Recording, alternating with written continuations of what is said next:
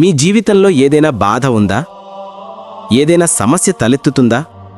లేదా రెండు దారులు కనిపిస్తున్నాయి, కానీ ఏ దారి ఎంచుకోవాలో తెలియడం లేదా? అలాంటి వాళ్ల కోసం ఈ కథ ప్రత్యేకం. మన జీవితంలో కొన్ని క్షణాలు వస్తాయి. అప్పుడు మనం గందరగోళంలో ఉంటాం. సరైన సమయంలో సరైన నిర్ణయం తీసుకోలేం. అలాంటి సమయంలో శ్రీమద్ భగవద్గీతలోని శ్లోకాలు మన జీవిత సమస్యలకు సమాధానం చూపిస్తాయి. గీత ఉపదేశాలు వినగానే మీ బాధలన్నీ పటాపటని తీరిపోతాయి. మీ మనసు ప్రశాంతంగా ఆనందంగా మారుతుంది. గీత చదివితే లేదా వినితే మీ అన్ని జన్మల పాపాలు ఈ జన్మలోనే క్షయమవుతాయని అంటారు. భగవాన్ శ్రీకృష్ణుడు అర్జునుడికి స్వయంగా ఉపదేశించిన ఈ గీత పాత గ్రంథమైన ఈరోజు కూడా మీ సమస్యలన్నింటికీ పరిష్కారం చూపగలదు. గీత మనకు ఒక జీవన విధానాన్ని నేర్పుతుంది. అది నమ్మకం, త్యాగం మీద ఆధారపడుతుంది. ఏదైనా సాధించానంటే ముందు దానిపై నమ్మకం ఉండాలి. త్యాగం చేయకపోతే ఏదీ సాధ్యం కాదు. నమ్మకం, త్యాగం రెండూ కలిస్తే ఏదైనా సాధించవచ్చు. ఈరోజు మనం గీతలోని కొన్ని ఉపదేశాల గురించి సరళంగా, హృదయానికి హత్తుకునేలా చెప్పబోతున్నాం. ఈ ఉపదేశాలను శ్రద్ధగా వినండి. మీ స్నేహితులతో తప్పక పంచుకోండి. మొదటి ఉపదేశం: కోపాన్ని అదుపులో ఉంచు. కోపం మీద నీవే అధికారం కలిగి ఉండాలి. కోపం వస్తే గందరగోళం వస్తుంది. గందరగోళంతో బుద్ధి తడమాడుతుంది. బుద్ధి తడమాడితే తర్కం నాశనమవుతుంది. తర్కం నాశనమైతే మనిషి పతనమవుతాడు అని శ్రీకృష్ణుడు అన్నాడు. కోపమనేది ఒక విషం. అది నిన్ను చంపదు, కానీ నిన్ను విషతుల్యంగా మారుస్తుంది. కోపంలో మనిషి తన స్వాధీనాన్ని కోల్పోతాడు. ఎదుటివాళ్లకు విషంలాంటి మాటలనేస్తాడు. మీలో కొందరికి కోపం వల్ల ఎన్నో ఇబ్బందులు ఎదురై ఉంటాయి. కోపంలో మనం అప్పటికి సొంత వాళ్లను కూడా మరిచిపోతాం. అలాంటప్పుడు సన్నిహిత బంధాలు కూడా కోల్పోతాం. ఈ కోపాగ్నిని ఎలా చల్లార్చాలి? ఒక చిన్న కథ చెప్పుకుందాం. పూర్వం ఒక స్త్రీ ఉండేది. ఆమె స్వభావం చాలా కోపిష్టిగా ఉండేది. చిన్న చిన్న విషయాలకే ఆమెకు కోపం వచ్చేది. కోపంలో ఆమె మంచి చెడు కూడా మరిచిపోయి నోటికి వచ్చినట్టు మాట్లాడేది. ఆమె కోపం వల్ల ఆమె కుటుంబం, ఊరంతా బాధపడేవారు. కానీ కోపం చల్లారాక ఆమెకు తన తప్పు తెలిసి పశ్చాత్తాపం వచ్చేది. ఆమె తన కోపాన్ని అదుపు చేయాలని అనుకునేది, కానీ సఫలం కాలేదు. ఒకరోజు ఆమె ఊరిలో ఒక సాధువు వచ్చాడు. ఆమె ఆ సాధువు దగ్గరకు వెళ్ళి తన సమస్య చెప్పింది. నా స్వభావం మార్చుకోలేకపోతున్నాను. దయచేసి నా కోపం శాశ్వతంగా తగ్గే ఉపాయం చెప్పండి అని వేడుకుంది. సాధువు ఆమె మాటలు ఆలకించి ఒక చిన్న సీసా ఇచ్చాడు. ఇందులో ఒక మందు ఉంది. నీకు కోపం వచ్చినప్పుడు ఈ సీసాని నోటికి అంటించి నీవు చల్లపడే వరకు నీటిని నెమ్మదిగా తాగు. ఈ మందు అయిపోతే నా దగ్గరకు వచ్చి మళ్లీ తీసుకెళ్ళు అన్నాడు. ఆ స్త్రీ సాధువు సలహా పాటించింది. కోపం వచ్చినప్పుడు ఆ సీసాలోని నీళ్లను తాగడం మొదలుపెట్టింది. ఒక వారంలోనే ఆమె కోపం తగ్గడం మొదలైంది. సంతోషంతో సాధువు దగ్గరకు వెళ్ళి, మీ మందు అద్భుతం, నా కోపం తగ్గపోయింది అని చెప్పింది. అప్పుడు సాధువు నవ్వి, ఆ సీసాలో మందు ఏమీ లేదు, సాధారణ నీళ్లు మాత్రమే. నీ కోపం సమయంలో నీ మాటలను అదుపు చెయ్యాలని ఆ సీషి ఇచ్చాను. నీవు నీళ్లు తాగుతూ నోరు మూసుకున్నావు కాబట్టి ఎదుటివాళ్లు నీ మాటల బాధ నుండి తప్పించుకున్నారు. నీ మౌనం వల్ల విషయం చెడిపోకుండా ఉండిపోయింది అన్నాడు. అందుకే స్నేహితులారా, కోపం వచ్చినప్పుడు కొద్దిసేపు నిశ్శబ్దంగా ఉండండి. మౌనంగా ఉండే ప్రయత్నం చేయండి. అది మీ కోపాన్ని చల్లబరుస్తుంది. రెండో ఉపదేశం: చూసే దృష్టి మార్చు. శ్రీకృష్ణుడు చెప్పాడు, పరిస్థితులను చూసే దృష్టే నీ భవిష్యత్తును నిర్ణయిస్తుంది. ఎవరైతే ప్రతికూలంగా ఆలోచిస్తారో వాళ్ల జీవితంలో సమస్యలు పెరుగుతాయి. మనం విషయాలను చూసే అర్థం చేసుకునే దృష్టి అందరిలా ఒకేలా ఉండదు. కొందరు ఎప్పుడూ మంచి ఆలోచనలు చేస్తారు, మరికొందరు చెడు ఆలోచనలతో నిండిపోతారు. అలాగే కొందరు ప్రతి విషయంలో మంచినే చూస్తారు, మరికొందరు లోపాలు మాత్రమే వెతుకుతారు. రెండు రకాల వాళ్ళు తాము సరైన దారిలోనే ఉన్నామని భావిస్తారు, కానీ వాస్తవంలో ఒక్కరే సరైన వాళ్ళు. ఒక చిన్న కథ చెప్పుకుందాం. ఒక తాగుబోతు వ్యక్తికి 2 కొడుకులు ఉండేవారు. అతని భార్య చనిపోయింది. పిల్లలు కాస్త పెద్దయ్యాక తండ్రి తాగుడు అలవాటు వల్ల బాధపడేవారు. ఒకరోజు తండ్రి కూడా చనిపోయాడు. ఆ 2 కొడుకులు పెద్దయ్యాక పెద్ద కొడుకు తాగుబోతు అయ్యాడు. కానీ చిన్న కొడుకు చదువుకుని సమాజంలో గౌరవనీయ వ్యక్తి అయ్యాడు. ఈ ఇద్దరిని చూసి జనం ఆశ్చర్యపోయేవారు. ఒక్కడెందుకు తాగుబోతయ్యాడు, రెండోవాడు ఎలా సఫలమయ్యాడు అని అడిగారు. పెద్ద కొడుకును అడిగితే, నా తండ్రి ఎప్పుడూ తాగేవాడు, ఇంట్లో గొడవలు చేసేవాడు. అతన్ని చూసి నేను అలాగే అయిపోయాను అన్నాడు. చిన్న కొడుకును అడిగితే, నా తండ్రి వల్లే నేను ఈ స్థాయికి చేరాను. అతని చెడు అలవాట్లను చూసి నేను ఎప్పటికీ అలా కాకూడదని నిర్ణయించుకున్నాను. చదువుకున్నాను, కష్టపడ్డాను, ఈరోజు సఫలమయ్యాను అన్నాడు. స్నేహితులారా, పరిస్థితులను సానుకూల దృష్టితో చూడాలి. మంచిగా ఆలోచిస్తే మంచే జరుగుతుంది. ప్రతికూల ఆలోచనలు మన జీవితంలో బాధలను నింపుతాయి. ఇతరుల తప్పుల నుండి నేర్చుకుని సానుకూలంగా ముందుకు సాగితే సఫలత తప్పక లభిస్తుంది. మూడవ ఉపదేశం, మనస్సును అదుపులో ఉంచు. శ్రీకృష్ణుడు చెప్పాడు, మనస్సు చంచలం, అది మన అధీనంలో ఉంటుంది. దాన్ని సరిగా ఉపయోగిస్తే ఏ అడ్డంకినైనా దాటవచ్చు. మనస్సు మన జీవితంలో మంచిని నిర్మించే అతి ముఖ్యమైన సాధనం. కానీ దాన్ని సరిగా ఉపయోగించకపోతే అదే వినాశకరమైన శక్తిగా మారుతుంది. మన ఆలోచనలు మన జీవితాన్ని ప్రభావితం చేస్తాయి. అందుకే మనస్సు మన అనుకూలంగా పనిచేసేలా చూసుకోవాలి. మనసు అనేది చంచలమైనది. అది ఎప్పుడూ ఏదో ఒక ఆలోచనలో తిరుగుతూ ఉంటుంది. అలా ఆలోచిస్తే మనల్ని రాబోయే ఇబ్బందుల నుండి కాపాడుతుంది అని అనుకుంటుంది. కానీ అది నిజం కాదు. మనం చాలా సమయం ఆలోచనల్లో ఆందోళనలో గడిపేస్తాం. కాకి కాకి అని అరవకుండా ఉండమని చెప్పగలమా? కప్ప నీళ్లల్లో దూకకుండా ఉండమని చెప్పగలమా? మన మనసు కూడా అంతే. ఏదైనా జరిగితే అది మంచైనా చెడైనా మనసు దాని గురించి ఆందోళన చేయడం మొదలుపెడుతుంది. కొన్నిసార్లు మనలో చాలామంది ఆందోళన చెందడం కోసమే జీవిస్తున్నామేమో అనిపిస్తుంది. మన బాధలు, ఆందోళనలు, గందరగోళం అన్నీ మన మనసు సృష్టించిన కథలే. మనసుని శాంతంగా ఉంచి సరైన పరిష్కారాలపై దృష్టి పెడితే బాధల నుండి బయటపడవచ్చు. ఒక కథ చెప్పుకుందాం. ఒక సేటుగారు చాలా ధనవంతుడు. కానీ అతని మనసు శాంతిగా లేదు. ఒకరోజు ఎవరో చెప్పగా ఒక సాధువు దగ్గరకు వెళ్ళాడు. మహారాజ్, నా దగ్గర డబ్బు ఉంది, కానీ మనశ్శాంతి లేదు అన్నాడు. సాధువు, నీవు నా చేష్టలను చూస్తూ నిశ్శబ్దంగా ఉండు.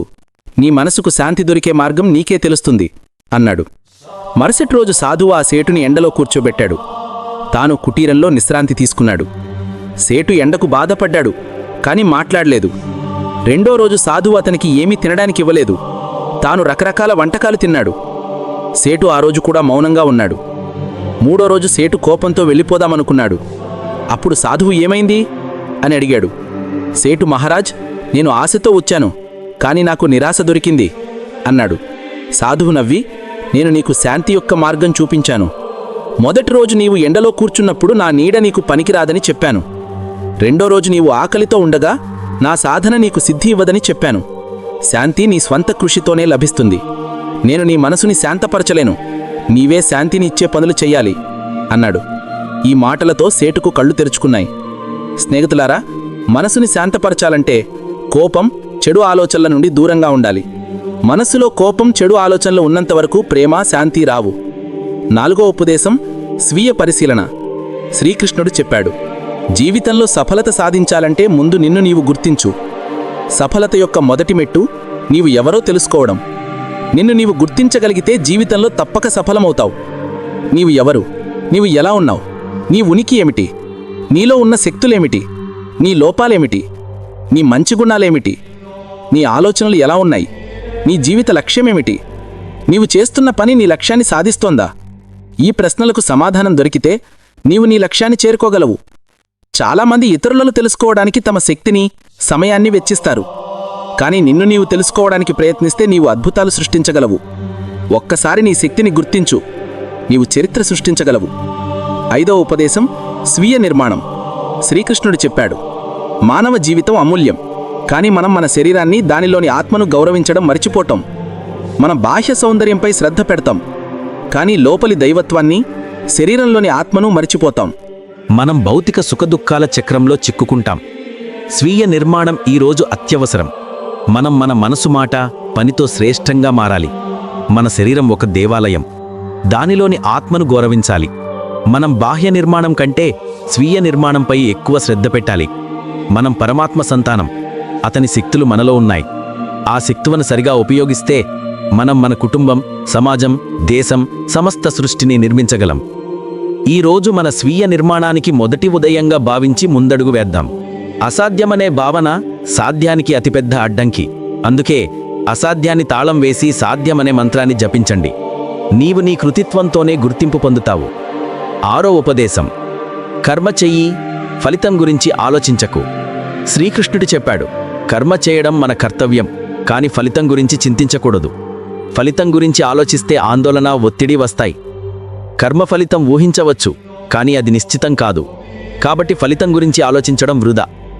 కర్మ చేసేటప్పుడు ఉత్సాహం, సంకల్పం ఉండాలి. ఒక కథ చెప్పుకుందాం. ఒక రాజు తన ప్రజలను ఎంతో గౌరవించేవాడు. వారి సమస్యలను విని పరిష్కరించేవాడు. ఒకరోజు రాజు రాజ్యంలో సంచరిస్తుండగా అతని చొక్క బటన్ తెగపోయింది. వెంటనే మంత్రిని పిలిచి గ్రామంలో మంచి టైలర్ను తీసుకువచ్చి బటన్ కుట్టమన్నాడు. మంత్రి ఒక టైలర్ను తీసుకొచ్చాడు. ఆ టైలర్ తన చిన్న దుకాణంలో పనిచేసేవాడు.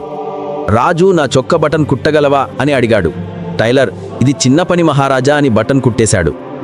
రాజు సంతోషించి ఎంత డబ్బు ఇవ్వను అని అడిగాడు. టైలర్, ఇంత చిన్న పనికి డబ్బు తీసుకోను అన్నాడు. రాజు, లేదు, నీ పనికి ధర ఇవ్వాల్సిందే అన్నాడు. టైలర్ ఆలోచించాడు. 2 రూపాయలు చాలు అనుకున్నాడు. కానీ రాజు నన్ను తక్కువగా చూస్తాడేమో అని భయపడి మీ ఇష్టం అన్నాడు. రాజు తన హోదాకు తగ్గట్టు టైలర్కు 2 గ్రామాలు బహుమతిగా ఇచ్చాడు. టైలర్ ఆశ్చర్యపోయాడు. నేను 2 రూపాయలు అడగబోతే 2 గ్రామాలు వచ్చాయి అని ఆనందించాడు. స్నేహితులారా, మనం మన సామర్థ్యం ప్రకారం ఆలోచిస్తాం, కానీ భగవాన్ తన ఇచ్చే సామర్థ్యం ప్రకారం ఇస్తాడు. అందుకే శ్రీకృష్ణుడు కర్మ చెయ్యి, ఫలితం గురించి ఆలోచించకు అన్నాడు. 7వ ఉపదేశం, లక్ష్యాలను గుర్తించు. శ్రీకృష్ణుడు చెప్పాడు, నీవు ఏ లక్ష్యాన్నైనా నిర్ణయించే ముందు 3 ప్రశ్నలు వేసుకో. 1, నీవు ఆ పని ఎందుకు చేయాలనుకుంటున్నావు? 2, దాని ఫలితం ఏమిటి? 3, నువ్వు అందులో సఫలమవుతావా? ఈ 3 ప్రశ్నలకు సమాధానాలు నీకు నమ్మకం కలిగిస్తే ఆ లక్ష్యం వైపు అడుగు వేయి. నీ లక్ష్యం గురించి ఎవరితోనూ చెప్పకు. రహస్యంగా కష్టపడు. మార్గంలో అడ్డంకులు వస్తే భయపడి లక్ష్యాన్ని వదిలేయకు. ఓపికతో, సానుకూల దృష్టితో ముందుకు సాగు. మన చుట్టూ కొందరు వేగంగా సఫలమవుతారు, మరికొందరు ఎంత కష్టపడినా వెనుకబడతారు. వాళ్ళు ముందు తమ లక్ష్యాలను నిర్ణయించుకోవాలి. ఇతరుల లక్ష్యాల ప్రకారం కాకుండా నీ సొంత లక్ష్యాలను ఎంచుకో. నీ సామర్థ్యం, శక్తి ప్రకారం చిన్న చిన్న లక్ష్యాలు పెట్టుకో. ఒక కథ చెప్పుకుందాం. ఒక గాడిద ఉండేవి. దాని లక్ష్యం జీవితంలో గొప్పగా ఏదో సాధించి తన పేరు నిలబెట్టడం. కానీ అది ఒక యజమాని ఆధీనంలో పనిచేసేది. ఆ యజమాని లక్ష్యం తన ప్రాంతంలో అతిపెద్ద వ్యాపారి కావడం. అందుకోసం ఆ యజమాని రాత్రింబవళ్లు కష్టపడేవాడు. గాడిదపై భారీ సరుకు మోసేవాడు. గాడిదకు ఎప్పుడు భయం, తన పనిలో విఫలమైతే ఆహారం దొరకదేమోనని. ఆ భయంతో అది యజమానిని వదిలిపెట్టలేక తన జీవితమంతా అతని లక్ష్యం కోసం ఖర్చు చేసింది. గాడిద బూడిదైపోయాక యజమాని దాన్ని అడుగులో వదిలేశాడు. చనిపోయే ముందు గాడిద తన జీవితం గురించి ఆలోచించి, ఒక్కసారి ప్రయత్నించి ఉంటే నా జీవితం వేరేలా ఉండేదేమో అని బాధపడింది. స్నేహితులారా, ఈ గాడిదలా కాకుండా మన లక్ష్యాల కోసం మనం కష్టపడాలి. నీ సామర్థ్యాన్ని గుర్తించి నీ లక్ష్యాలను సాధించు. ప్రయత్నించకపోతే చివరికి పశ్చాత్తాపం తప్పదు. 8వ ఉపదేశం, వర్తమానంలో జీవించు. గీతలో చెప్పబడింది, గతం గురించిన భయం, భవిష్యత్తు గురించిన ఆందోళన మనిషిని అస్థిరంగా చేస్తాయి. భయం, ఆందోళన సహజమైన భావనలు, కానీ వాటిలో కూరుకుపోవడం సరికాదు. గతాన్ని మార్చలేం, భవిష్యత్తు కల్పన మాత్రమే. వర్తమానమే నీ జీవన శక్తి. నీ వర్తమానాన్ని సరిగా ఉపయోగించి భవిష్యత్తులు రూపొందించు. సమయం పరిమితం. గతం గురించి ఆలోచిస్తూ భవిష్యత్తు గురించి ఆందోళన చేస్తూ వృధా చెయ్యకు. ఒక ప్రణాళిక వేసుకో, దాన్ని అమలు చెయ్యి. నీ ఈరోజు నీ రేపటిని నిర్ణయిస్తుంది. వర్తమానంలో జీవించడం సఫలత, ఆనందం యొక్క కీలకం. 9వ ఉపదేశం, స్వీయ నమ్మకం. శ్రీకృష్ణుడు చెప్పాడు, నీవు నీపై నమ్మకం లేకపోతే ఇతరులు కూడా నీపై నమ్మకం ఉంచరు. సఫలత కోసం నీ కలలను వెంబడించు. వాటి కోసం కష్టపడు. నీవు ఎంత కష్టపడతావో అంత త్వరగా నీ కలలు నెరవేరుతాయి. నీపై నమ్మకం ఉంటే ప్రపంచంలో ఏదీ అసాధ్యం కాదు. రామాయణంలో ఒక సంఘటన ఉంది. వానర సైన్యం సముద్ర తీరానికి చేరింది. సముద్రం దాటి లంకకు వెళ్లడం కష్టంగా అనిపించింది. అంగదుడు, నేను లంకకు వెళ్ళగలను, కానీ తిరిగి రాగలనా అని సందేహం అన్నాడు. అప్పుడు జాంబవంతుడు హనుమంతుడికి అతని శక్తిని గుర్తు చేశాడు. నీవు లంకకు వెళ్లి సీతమ్మను కనుగొనగలవా అని అడిగాడు. హనుమంతుడు ఆత్మవిశ్వాసంతో, వెంటనే వెళ్తాను, రావణుడితో సహా రాక్షసులను సంహరించి సీతమ్మను తీసుకొస్తాను అన్నాడు. దారిలో సురస, సింహిక వంటి అడ్డంకులు ఎదురైనా హనుమంతుడి ఆత్మవిశ్వాసం తగ్గలేదు. అతడు లంక చేరి రాక్షసులను సంహరించి అశోకవాటికలో సీతమ్మను చూసి తిరిగి వచ్చాడు. స్నేహితులారా, గొప్ప లక్ష్యం వైపు సాగేటప్పుడు భయం, ఆందోళనలు వస్తాయి. కానీ నీ ఆత్మవిశ్వాసాన్ని బలంగా ఉంచు. ఉత్సాహంతో ముందుకు సాగితే ఏ లక్ష్యమైనా సాధించవచ్చు. 10వ ఉపదేశం, సాంగత్యం యొక్క ప్రభావం. శ్రీకృష్ణుడు చెప్పాడు, సాంగత్యం అన్నీ మారుస్తుంది. సాంగత్యం వల్ల మన నడవడిక, దుస్తులు, ఆహారం, మాట్లాడే విధానం, స్వభావం కూడా మారతాయి. మంచి సాంగత్యం మనలో మంచి గుణాలను తెస్తుంది. గొల్లపిండిని చూసి రండు మార్చుకుంటుంది అనే సామెత ఉంది. మంచి సాంగత్యం పరసవేది లాంటిది, లోహాన్ని స్వర్ణంగా మారుస్తుంది. చెడు సాంగత్యం జీవితాన్ని నాశనం చేస్తుంది. ఒక కథ చెప్పుకుందాం. ఒక గురువు తన శిష్యులతో ఒక తోటలో సంచరిస్తూ మంచి సాంగత్యం గురించి చెప్పాడు. కానీ శిష్యులకు అది అర్థం కాలేదు. అప్పుడు గురువు తోటలో ఒక గులాబీ చెట్టు చూసి ఒక శిష్యుణ్ణి దాని కింది మట్టి తీసుకోమన్నాడు. శిష్యుడు మట్టి తెచ్చాడు. గురువు, ఈ మట్టిని వాసన చూడు అన్నాడు. శిష్యుడు వాసన చూసి, గురుజీ, ఇందులో గులాబీ పరిమళం వస్తోంది అన్నాడు. గురువు, ఈ మట్టిలో గులాబీ పరిమళం ఎందుకు వచ్చింది? గులాబీ రేకులు రాలి ఈ మట్టితో కలిసిపోయాయి, అందుకే ఈ మట్టిలో గులాబీ వాసన వచ్చింది. అలాగే మనం మంచివాళ్లతో సాంగత్యం చేస్తే వాళ్ళ మంచి గుణాలు మనలోకి వస్తాయి అన్నాడు. స్నేహితులారా, మంచివాళ్ల సాంగత్యం ఎంచుకోండి. అది మనలను మంచి మనిషిగా మారుస్తుంది. 11వ ఉపదేశం, అధూరా జానం. శ్రీకృష్ణుడు చెప్పాడు, జాని అజ్ఞానిని సులభంగా అర్థం చేయొచ్చు, కానీ అధూరా జానిని బ్రహ్మదేవుడు కూడా అర్థం చేయలేడు. అధూరా జానం ప్రమాదకరం. అది ఎవరికీ ఉపయోగపడదు. బదులుగా మంచి మనిషికి నష్టం కలిగిస్తుంది. ఒక కథ చెప్పుకుందాం. ఒక సేటుగారి వ్యాపారం బాగా నడుస్తుంది. అతను గ్రామాలలో వ్యాపారం విస్తరించాలనుకున్నాడు. ఒక వ్యక్తి వచ్చి సాంగత్యం కావాలి అన్నాడు. సేటుకు సహాయం కావాలి కాబట్టి ఆ అపరిచితుణ్ణి తీసుకున్నాడు. ఇద్దరూ కలిసి వ్యాపారం చేయడం మొదలుపెట్టారు. కొత్త సాంగత్యం చాలా కష్టపడేవాడు. వ్యాపారం వేగంగా పెరిగింది. సేటు సంతోషించాడు. ఒకరోజు సేటు స్నేహితుడు వచ్చాడు. ఆ కొత్త సాంగత్యాన్ని చూసి ఇతను దొంగ, మోసగాడు అని గుర్తించాడు. కానీ అతను శాస్త్రాల జ్ఞానని అనుకునేవాడు. ఎవరి గురించి చెడుగా మాట్లాడకూడదని శాస్త్రంలో చదివాడు. అందుకే సేటుకి సత్యం చెప్పలేదు. నీ కొత్త సాంగత్యం చాలా కష్టపడతాడు, అందరి విశ్వాసం గెలుస్తాడు అన్నాడు. సేటు ఆనందించాడు. కొత్త సాంగత్యం సేటు విశ్వాసం గెలిచాడు. తాళాల చెవులు కూడా అతనికి అప్పగించాడు. ఒక రాత్రి ఆ సాంగత్యం సేటు డబ్బంతా దొంగలించి పారిపోయాడు. ఉదయం సేటు లేచి చూస్తే అతని వ్యాపారం నాశనమైంది. బాధతో స్నేహితుడి దగ్గరకు వెళ్లి విషయం చెప్పాడు. స్నేహితుడు, నాకితని గురించి తెలుసు, అతను మోసగాడు, కానీ చెడుగా మాట్లాడకూడదని చెప్పలేదు అన్నాడు. సేటు కోపంతో, నీకు తెలిసి కూడా నాకెందుకు చెప్పలేదు? నా జీవితం నాశనమైంది అన్నాడు. స్నేహితుడు, శాస్త్రాల్లో చెడుగా మాట్లాడటం పాపమని చదివాను అన్నాడు. సేటు, నీ అధూరా జానం వల్ల నేను నాశనమయ్యాను. ఇలాంటి జానం ఎవరికీ పనికిరాదు అన్నాడు. స్నేహితులారా, అధూరా జానం ప్రమాదకరం. ఏ జానమైనా పూర్తిగా సంపాదించండి. 12వ ఉపదేశం, స్నేహితుడు, శత్రువు గుర్తించు. గీతలో చెప్పబడింది, సఫలత కోసం స్నేహితులు కావాలి. వాళ్ళు నిన్ను ప్రోత్సహిస్తారు. కానీ ఎక్కువ సఫలమవ్వాలంటే శత్రువులు కూడా కావాలి. శత్రువు నిన్ను నీచంగా చూస్తే నీవు నీ సామర్థ్యాన్ని నిరూపించుకోవడానికి ఎక్కువ కష్టపడతావు. శత్రువు బలహీనతలను తెలుసుకోవడం వరకు అతనితో స్నేహంగా ఉండు. అతని లోపాలు తెలిస్తే అతను నీపై దాడి చేసినప్పుడు నీవు సిద్ధంగా ఉంటావు. శ్రీకృష్ణుడు చెప్పాడు, చెడు స్వభావం, చెడు దృష్టి, చెడు సాంగత్యం ఉన్నవాళ్లను స్నేహితులుగా చేసుకోకు. చందనం తన సుగంధం చల్లదనం కోసం ప్రసిద్ధి, కానీ అదే గుణం వల్ల అందులో విషసర్పాలు చుట్టుకుంటాయి. అలాగే నీ ముందు కనిపించేవాడు నీ స్నేహితుడి అని భావించకు. ముందు పొగడ్తలు, వెనుక దూషణలు చేసే స్నేహితులు శత్రువుల కంటే ప్రమాదకరం. ఒక కథ చెప్పుకుందాం. రాహుల్, కేశవ్ అనే ఇద్దరు స్నేహితులుండేవారు. ఒకరోజు వాళ్ళు మాట్లాడుకుంటూ వెళ్తుండగా ఒక విషయంలో గొడవపడ్డారు. రాహుల్ కేశవ్కు చెంపదెబ్బ కొట్టాడు. కేశవ్ ఏమీ అనలేదు. కేవలం ఇసుకపై, నా స్నేహితుడు నాకు చెంపదెబ్బ కొట్టాడు, నాకు బాధ కలిగింది అని రాశాడు. 2 రోజుల తరువాత వాళ్ళు నదిలో స్నానం చేయడానికి వెళ్లారు. కేశవ పాదం జారి నీళ్లల్లో మునిగాడు. రాహుల్ వెంటనే అతన్ని రక్షించాడు. కేశవ్ బయటకు వచ్చి రాయిపై, నా స్నేహితుడు నన్ను రక్షించాడు అని రాశాడు. రాహుల్ అడిగాడు, నేను చెంపదెబ్బ కొట్టినప్పుడు ఇసుకపై రాశావు, నిన్ను రక్షించినప్పుడు రాయిపై రాశావు, ఎందుకు? కేశవ్, స్నేహితుడు తప్పు చేసినప్పుడు ఇసుకపై రాయాలి, అది గాలితో కొట్టుకుపోతుంది. కానీ స్నేహితుడు మంచి చేసినప్పుడు రాయిపై రాయాలి, అది శాశ్వతంగా ఉంటుంది అన్నాడు. స్నేహితులారా, స్నేహంలో, ప్రేమలో చిన్న చిన్న గొడవలు సహజం. కానీ ఆ గొడవలను మనసులో పెట్టుకుంటే స్నేహం ఎలా నడుస్తుంది? స్నేహితుడు నీతో గొడవ పడవచ్చు, నీకోసం గొడవ పడవచ్చు. అతని తప్పులను మర్చిపో, మంచిని గుర్తుంచు. 13వ ఉపదేశం, ధర్మం పాటించు. శ్రీకృష్ణుడు చెప్పాడు, ప్రతి ఒక్కరూ తమ ధర్మం ప్రకారం పనిచేయాలి. విద్యార్థి చదువుకోవాలి, సైనికుడు దేశాన్ని కాపాడాలి, రాజు ప్రజలను రక్షించాలి, తల్లిదండ్రులు పిల్లలను ప్రేమించాలి, పిల్లలు వృద్ధ తల్లిదండ్రులను సేవించాలి, పాలకుడు న్యాయంగా పాలించాలి. ప్రతి ఒక్కరూ తమ కర్తవ్యాన్ని సరిగా నిర్వహిస్తే సమాజంలో సమతుల్యం ఉంటుంది. ఎవరికీ ఎవరి నుండి ఇబ్బంది ఉండదు. 14వ ఉపదేశం, అహంకారం, గర్వం వద్దు. శ్రీకృష్ణుడు చెప్పాడు, అహంకారం వల్ల చాలామంది నాశనమవుతారు. అహంకారం, భ్రమలు మనిషిని సఫలత మెట్లు ఎక్కనివ్వవు. అహంకారి తనతో మొదలై తనతో ముగుస్తాడు. నా తల్లి ఎప్పుడు చెప్పేది, ఎంత పెద్ద స్థానానికి చేరినా గర్వం పెట్టుకోకు. గర్వం ఇంటిని ఖాళీ చేస్తుంది. గర్విష్టి పక్కన ఎవరూ ఉండరు. అతను ఇతరులను ఎప్పుడూ తక్కువ చేస్తారు. మామిడి చెట్టు లాంటి వాడివై ఉండు. కాయలతో నిండిన టెంక ఎంత బరువైనా కిందికి వంగుతుంది. సఫలతలు వచ్చినప్పుడు వినమ్రంగా ఉండాలి. గర్వం కాదు, సంతృప్తి ఉండాలి. సఫలత మనస్సును పట్టుకుంటే అది అహంకారంగా మారుతుంది. చాలామంది తమకు అన్నీ తెలుసని అనుకుంటారు. కానీ నాకు అన్నీ తెలుసనే రోజు నీవు అహంకారివి. అహంకారం నీ సఫలతను నీచ స్థానానికి దించుతుంది. 15వ ఉపదేశం, మార్పు. శ్రీకృష్ణుడు చెప్పాడు, మార్పే జీవితం. మార్పుకు ఎప్పుడూ భయపడకు. మార్పు ఎల్లప్పుడూ మంచిని తెస్తుంది. మార్పు లేకపోతే నీవు ఈరోజు ఎక్కడున్నావో అక్కడే ఉంటావు. కొన్నిసార్లు మార్పు కష్టం కలిగిస్తుంది, కానీ అది శాశ్వతం కాదు. నది నీరు ఎప్పుడూ స్రవిస్తూ ఉంటుంది. అందుకే అది స్వచ్ఛంగా ఉంటుంది. కానీ చెరువు నీరు స్థిరంగా ఉంటే అది క్రమంగా కంపు కొడుతుంది. అలాగే జీవితంలో మార్పు అవసరం. మార్పు ఆగపోతే నీవు నాశనమవుతావు.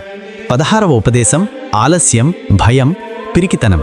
శ్రీకృష్ణుడు చెప్పాడు, ఆలస్యం, భయం, పిరికితనం మనిషి యొక్క శత్రువులు.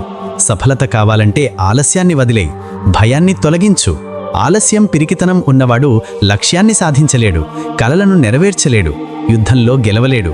భయం నీవు చెయ్యాలనుకున్న పనులను అడ్డుకుంటుంది. ఆలస్యం నీవు చెయ్యాలనుకున్న పనిని చేయనివ్వదు. అందుకే ఈ శత్రువులను జీవితం నుండి తొలగించు.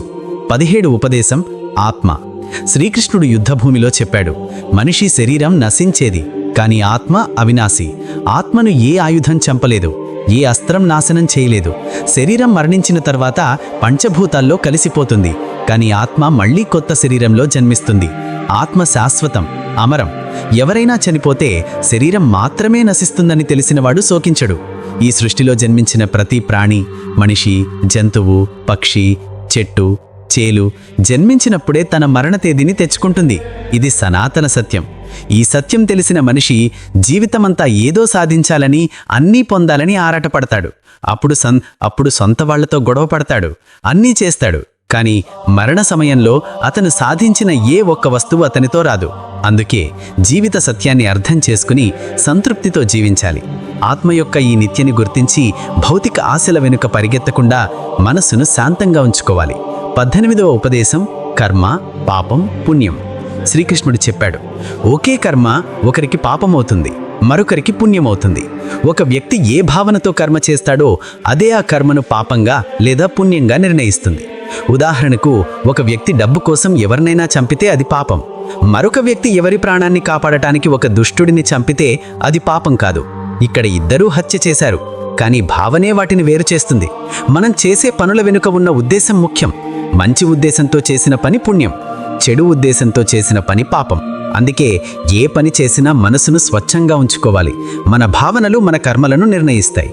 19వ ఉపదేశం దేవుళ్లలో చిన్న పెద్ద లేదు. ఈరోజు ప్రపంచంలో మనుషులు వివిధ మతాలుగా విడిపోయారు. మతం, సంప్రదాయం, దేవుడి పేరుతో గొడవలు చేస్తున్నారు. కానీ శ్రీకృష్ణుడు చెప్పాడు, సమస్త దేవతలు సమానమే, ఎవరు చిన్న పెద్ద కాదు. పరమాత్మ ఒక్కడే, అతని రూపాలెన్నో. ఒక నది సముద్రంలో కలిసినట్టు ప్రతి మతం పరమాత్మలో కలుస్తుంది. ఈ సృష్టికి సృష్టికర్త ఒక్కడే. అందుకే మతం, కులం అనే భేదాలను విడిచి ఒకే దేవుడిని ఆరాధిస్తూ సామరస్యంగా జీవించాలి. ఈ ఉపదేశం మనలను ఐక్యత వైపు, ప్రేమ వైపు నడిపిస్తుంది.